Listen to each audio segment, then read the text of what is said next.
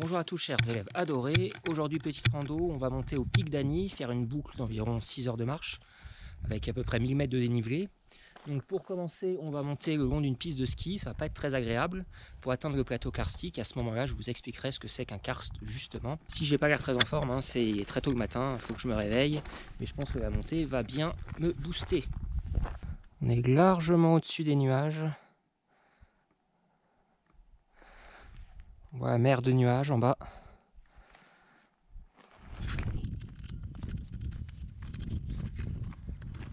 Notre destination, et tout ça au-dessus, c'est plateau karstique. En fait, on est déjà un petit peu, mais ça se verra mieux là-haut.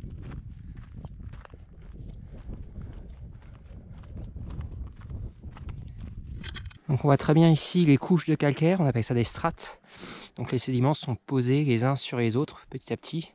Comme ça, pour faire ici, on a à peu près 200 mètres d'épaisseur de calcaire.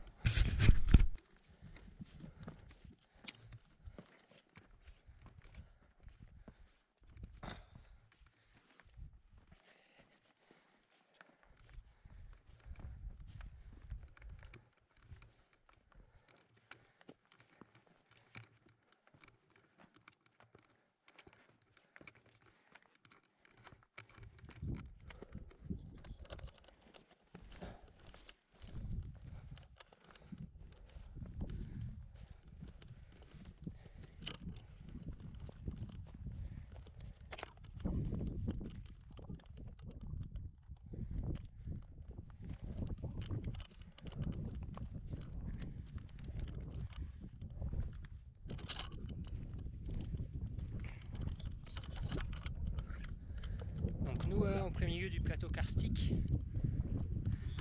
Donc, comme vous pouvez constater, c'est du calcaire, 200 mètres d'épaisseur, je vous ai dit tout à l'heure, de calcaire. Et comme vous le savez déjà, le calcaire, ça s'érode très facilement. L'eau va dissoudre le calcaire, s'infiltrer, creuser de très nombreuses cassures, fissures, crevasses, des grottes aussi. Et donc ça donne cet aspect-là. Et vu que le calcaire ne va pas retenir l'eau, mais au contraire l'absorber, l'eau va s'infiltrer, va traverser 200 mètres d'épaisseur jusqu'à la couche, jusqu'au socle cristallin qui est en dessous de ce calcaire. Ce qui fait que forcément, vu qu'il n'y a pas assez d'eau, l'eau n'est pas retenue, les végétaux ne peuvent pas s'installer, ce qui donne ce côté un peu désertique, chaotique au paysage. Et je ne sais pas du tout par où je suis censé passer.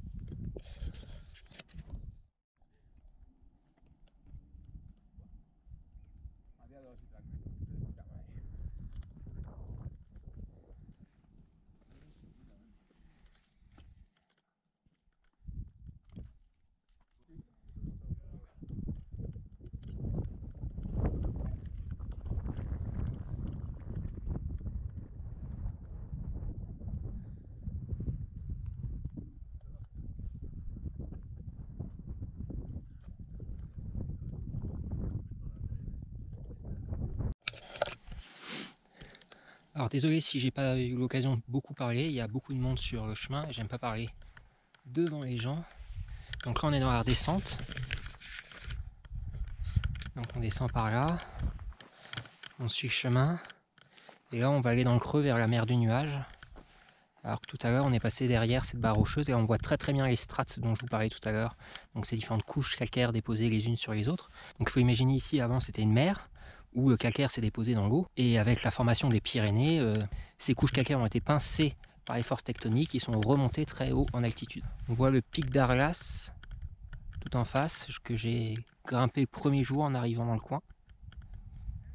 Ici, c'est le truc machin chose.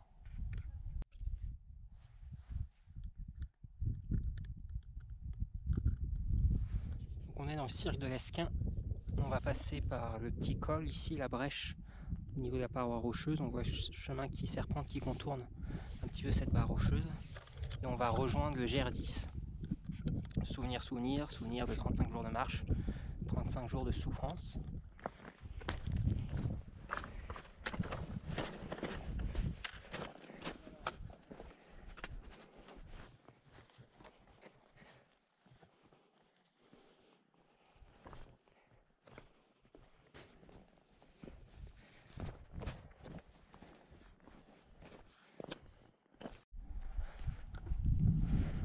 On était tout là-haut.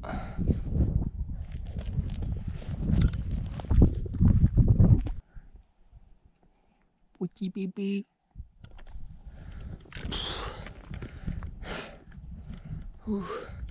Ça se voit que je suis sous-entraîné. Vache. Puis selon mon guide d'en bas, là, je suis en train de faire la côte qui remonte vers la brèche là-haut. Selon mon guide, il me restait environ 1h30. Et sur une pancarte, il reste 4 heures. Donc ça m'a un peu démoralisé. Mais bon, on va y arriver. Donc on vient de là-haut. Alors, on va commencer à traverser la barre rocheuse que je vous ai montré tout à l'heure pour basculer de l'autre côté. C'est parti.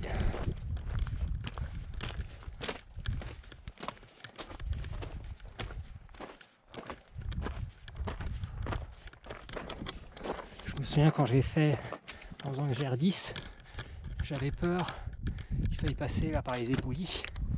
Et non, le sentier va tourner. On est presque au sommet. Après, ce sera une petite descente, puis une remontée. Et ensuite, une grosse descente.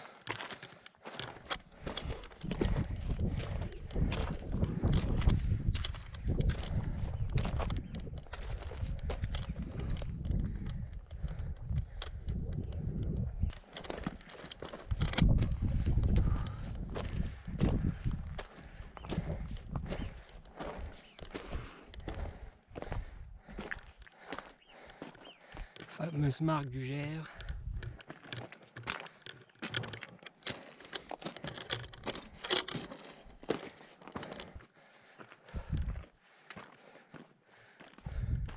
Dites au revoir à cette vallée.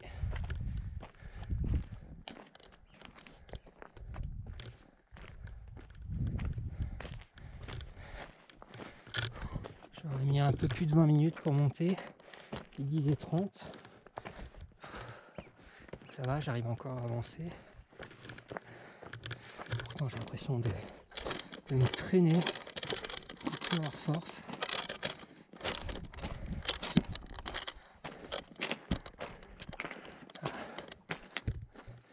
Ils disent 3h15 encore. Bon, bah, c'est parti.